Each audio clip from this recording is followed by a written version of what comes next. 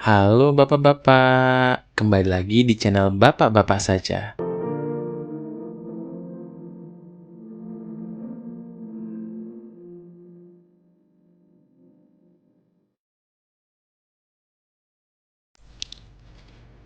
Tonton video kami untuk menikmati pemandangan kota Jakarta di malam hari ya, sambil mendengarkan obrolan kami seputar rumah tangga.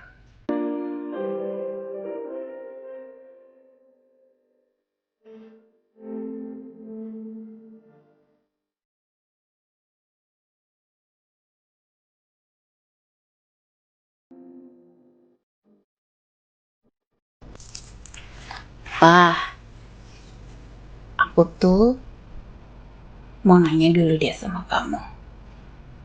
Apa? Kamu ingat gak sih kita tuh nikah udah berapa tahun? 8 tahun ya? Iya, 8 tahun, Pak. Tapi aku gak pernah loh denger kamu sekalipun aja bilang kamu capek. Mungkin karena sering minum jamu kayaknya. Enggak deh, capek lah pasti ada. Tapi kan kenapa harus ditunjukin? Yang penting dijalanin, disyukuri, dan dinikmati. Coba Pak, aku mau tanya deh. Emangnya Pak, kamu dari kecil tuh selalu diajarin untuk gak boleh ngeluh ya? Kayak kalau capek, ya udah kamu harus diem aja. Harus selalu menjalani aja tanpa bilang, paling gak gitu loh Pak. Ya gitu ya. Enggak lah, kalau waktu dari kecil papa tuh selalu diajarin, ya kalau memang capek istirahat, tapi nggak boleh mengeluh. Istirahat boleh, tapi tetap bersyukur. Gitu sih, Ma.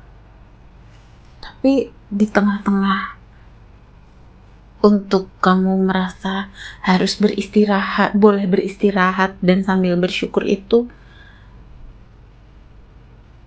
pernah nggak kamu Pak ngerasa harus jadi bersyukur karena emang kamu nggak punya pilihan selain itu? Jadi ada pepatah kuno mengatakan bahwa kita dalam menjalani hidup itu boleh beristirahat sejenak, tapi tidak boleh berhenti dan mengeluh. Setelah capeknya hilang, setelah letihnya hilang, dan pikirannya kembali sehat atau kembali menjadi lebih baik, kita lanjutkan lagi hidupnya. Bukan berarti kita harus mengeluh. Mengeluh itu tandanya bahwa kita tidak bersyukur terhadap hidup yang kita diberikan oleh kita. Jadi ya keep going on lah, Ma. Terus kalau kayak gitu berarti aku sebagai cewek harusnya kayak gitu juga ya Pak? Padahal Pak, kan kamu tahu sendiri, aku pulang kantor 2 jam di jalan aja udah pulang-pulang, Pak, aku capek. Atau kalau weekend aku baru kelar nyuci piring, udah bilang, Pak, aku capek. Kita jajan kopi yuk. Apakah itu artinya aku sebagai cewek harus kayak gitu juga, Pak? Iya, gimana ya? Aku juga bingung. Hidup kamu, masalah kamu. Terus kalau aku maksain kamu untuk sama dengan apa yang aku lakukan, itu namanya apa dong? Ya nggak tahu. Tapi kan kamu suami aku. Ya walaupun suaminya kamu, kan kamu juga punya pemikiran sendiri, punya opini sendiri. Kalau aku memaksakan kehendakku kepada kamu, itu namanya egois dong. Kalau gitu aku egois nggak Pak? Kalau aku bukan menginginkan sih, tapi aku mengharapkan kamu untuk lebih ekspresif sedikit aja. Kalau kamu memang lelah, kamu boleh loh bilang sama aku. Ya kan kalau misalnya saya lelah biasanya saya tidur. Iya kan? Iya, udah.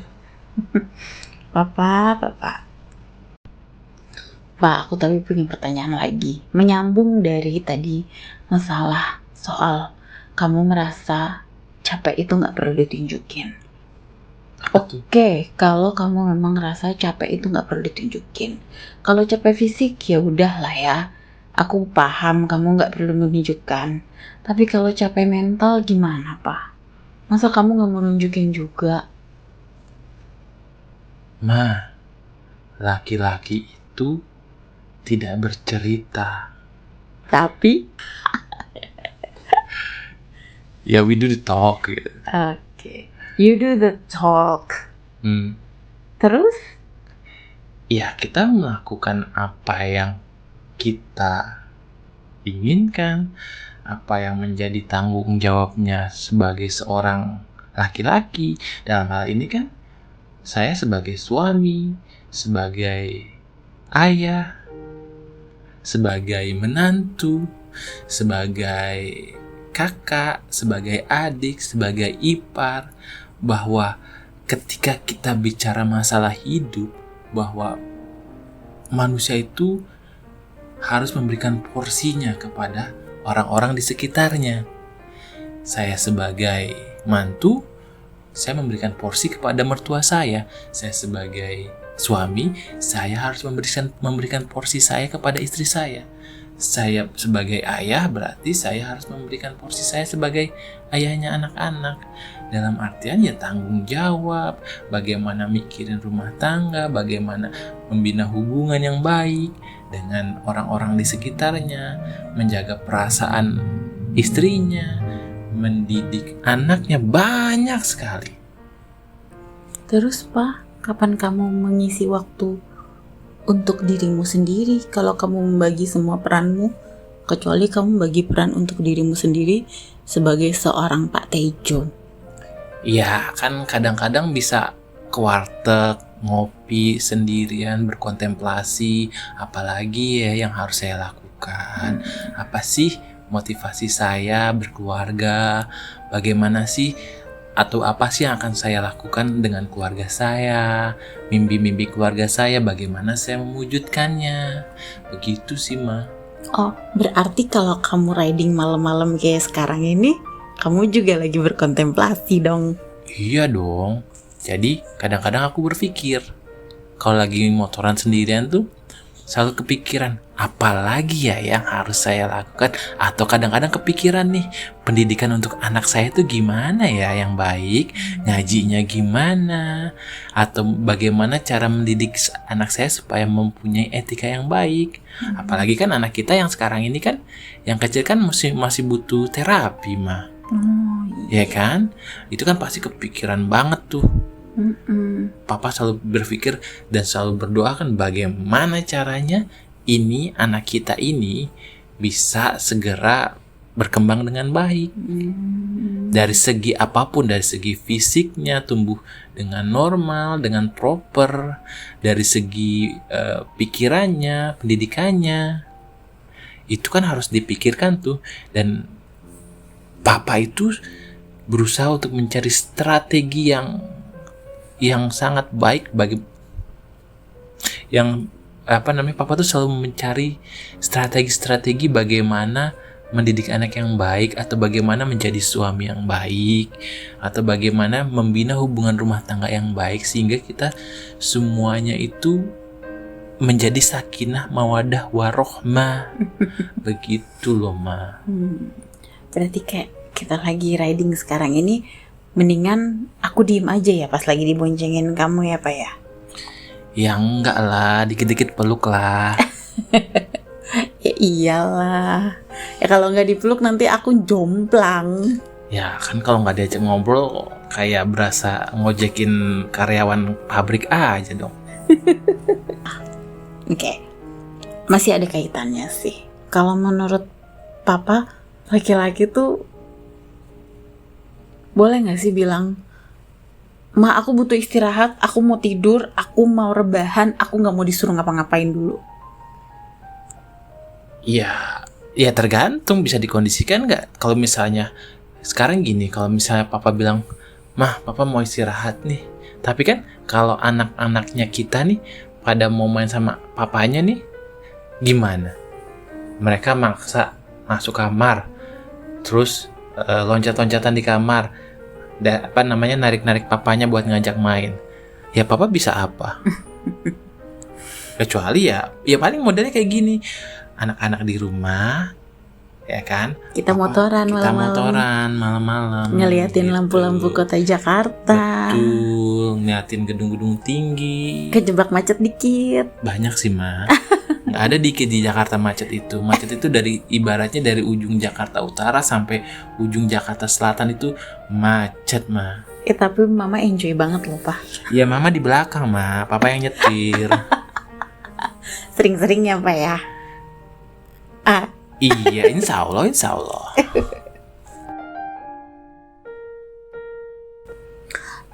Bah, aku tuh dari tadi ya denger kamu bercerita berbagai macam hal tentang bagaimana kamu menghadapi lelahmu dan bagaimana sudut pandangmu memposisikan dirimu sebagai banyak peran, mulai dari seorang ayah, seorang suami, seorang anak, seorang mantu, seorang ipar, seorang adik, seorang kakak, dan berbagai macamnya. Aku tuh jadi kepikiran deh, Pak. Aku tuh bisa bantu apa sih? Sebenarnya tuh kalau kamu lagi capek gini tuh, kamu tuh pengen aku ngapain sih, Pak? Dibiarkan, dicuekin, ditemenin, atau dibuatin mie? Ya, Ma, kita kan udah nikah 8 tahun nih, Ma. Mau sebegitu masih harus dikonfirm lagi sih? Gak apa-apa dong. Aku aja butuh tiap hari nanya kamu. Ya, Pak, kamu masih cinta gak sama aku? ya itu kan bedanya kaum Hawa dan kaum Adam. Kalau kita mah yang pasti nih ya bagi kaum Adam ini ya, bagi papa nih mah, yang penting istrinya soleha, rumahnya diurus, anaknya diurus, suaminya diurus, dan membina hubungan yang baik dengan orang sekitarnya, dengan ibu mertuanya, dengan ipar-iparnya, gitu loh, Ma. Jadi kita ini kan manusia sebagai makhluk sosial nih, Ma. Oke, dimana kita sudah memutuskan untuk berumah tangga. Ingat nih, Ma, berumah tangga itu bukan cuma papa, mama, sama 2 anak kita, tapi kan ada yang lainnya nih, ada adik, ipar, kakak ipar, ada om, tante, ibu mertua, ya kan, Ma? Gitu loh. Intinya gini loh, Ma, kalau kita nikah itu sebenarnya adalah kita ini making drama, Ma. Membuat drama, membuat babak baru mungkin maksudnya. Drama dalam artinya ya drama rumah tangga. Oh, gitu. Yang artinya ya drama rumah tangga yang baik dong, yang sakinah mawadah warahmah itu. Ingat, rumah tangga itu bukan cuma hubungan antara satu orang dengan pasangan yang lainnya ya, tapi ada di samping-sampingnya, di belakangnya, nah, gitu, ya kan? Ada bapak, ibu, segala macam, sehingga ketika kita berhubungan baik dengan mereka, dengan orang-orang di sekitarnya, itu kita akan terlihat bahwa hubungan kita itu baik saja, hubungan kita itu rumah tangga yang baik, itu rumah tangga yang harmonis. Jadi orang akan menilai, oh ini mantu saya yang paling cantik, oh ini mantu saya yang paling ganteng. Gitu, Ma. Jadi ada sisi positif ketika kita bisa membina hubungan rumah tangga, bukan cuma kita doang nih berdua nih, tapi sama yang lainnya nih, sama saudara-saudara kita. Jadi kan mereka nih bisa menilai kita nih, gitu loh. Jangan sampai ada orang lain nih bilang nih ya, atau misalnya mertua papa nih bilang nih, ih dasar suaminya itu, dasar suaminya anak saya nih begini, atau sebaliknya gitu. Sehingga papa pikir sih kalau yang namanya rumah tangga itu ya itu tadi harus diusahakan. Berarti Pak, menurut Papa, apakah pandangan orang lain tentang rumah tangga kita itu sangat berpengaruh? Ya berpengaruh lah mah. Gini loh mah, sama halnya seperti kalau misalnya apa sih pandangan orang lain terhadap diri kita ketika kita bekerja di sebuah perusahaan atau kita berada di sebuah organisasi ya mah. Kenapa pandangan orang lain terhadap kita itu penting? Karena kita terlibat di organisasi tersebut. Mereka yang menilai kita, mereka yang menentukan kelayakan kita di organisasi tersebut. Kalau kita melakukan atau mempunyai sikap yang baik, kompeten segala macam, pasti orang-orang di instansi tersebut bilang ini orang baik banget, ini orang capable banget nih, ini orang harusnya dipromosi ini jadi direktur langsung gitu. Sama aja kan dalam rumah tangga begitu. Ketika kita melakukan rumah tangga nih, orang lain akan melihat nih, ih rumah tangganya harmonis, ih rumah tangganya keren banget, ih akur banget nih suami sama istrinya nih gitu. Sehingga mereka akan menilai bahwa ya kita adalah sebuah rumah tangga yang menjadi panutan bagi mereka. Oke. Kembali ke aku sebagai istri, sebagai support system Papa. Berarti kalau aku tiba-tiba peluk kamu pas lagi diem, pas kamu lagi rebahan itu kamu merasa keganggu gak? Atau justru kamu merasa ya itu yang kamu butuhkan? Iya, enggak juga sih kan keganggu.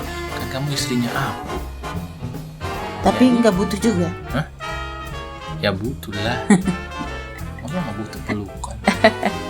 Oke gini Pak. Jadi Pak, segala sesuatu kelelahan kamu yang harus kamu simpan sendiri itu ada nggak? Aku simpan kok. Aku kasih tahu kok. Iya. Segala sesuatu hal kelelahan kamu yang selalu ada hal lain yang bisa disyukuri itu. Ada nggak sih hal kecil aja, misalnya suatu hari kamu Pak tiba-tiba ngerasa melihat sesuatu atau suatu hal kecil yang bikin kamu ngerasa mantep banget, capek gue kebayar lunas hari ini gitu. Ma, kalau aku nih ya, posisinya saat ini ya, aku tuh selalu bersyukur tahu punya istri kamu, punya anak-anak. Mau tau nggak? Contoh bersyukurnya nih gini deh. Misalnya nih, aku nih habis misalnya dari beres-beres di luar nih, entah nyapu, entah ngepel, atau entah ngapain lah, dan tiba-tiba kamu nanyain, "Pah, mau aku bikinin es gak? Pah, aku mau bikinin kopi gak?"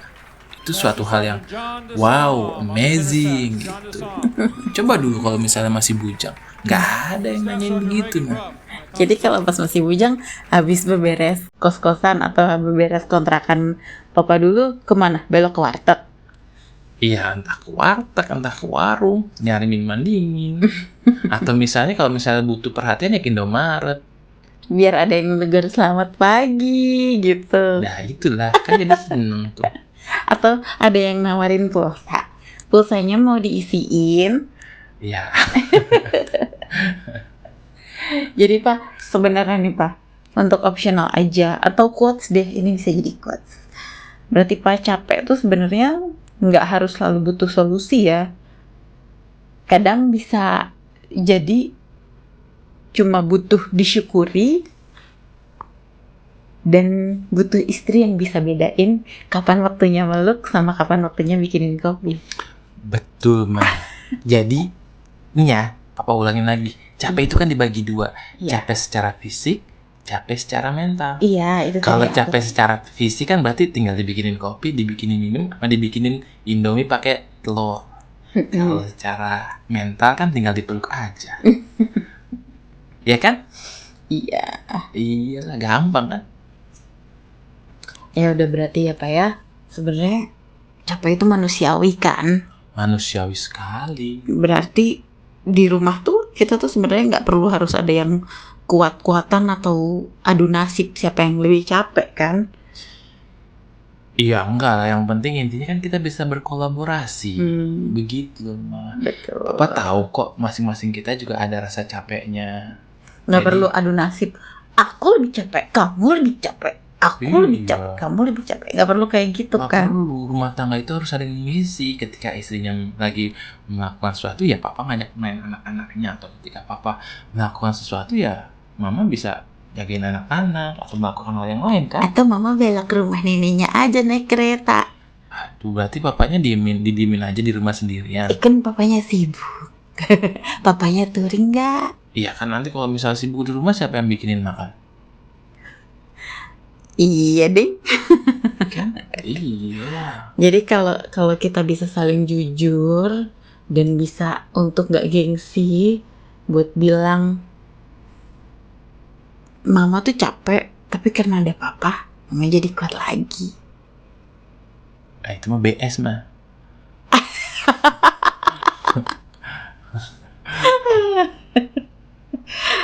Payah nih, bapaknya nggak bisa diajak romantis.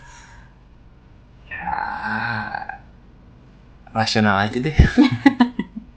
Jadi ya udah segitu dulu deh Pak pertanyaannya nih, kita udah mau nyampe juga kayaknya. Oke.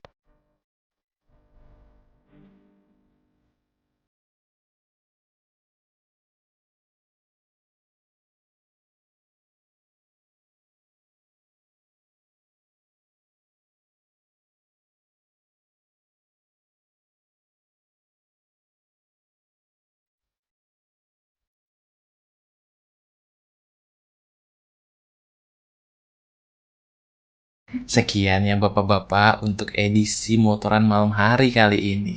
Semoga ceritanya bisa menghibur bapak-bapak sekalian.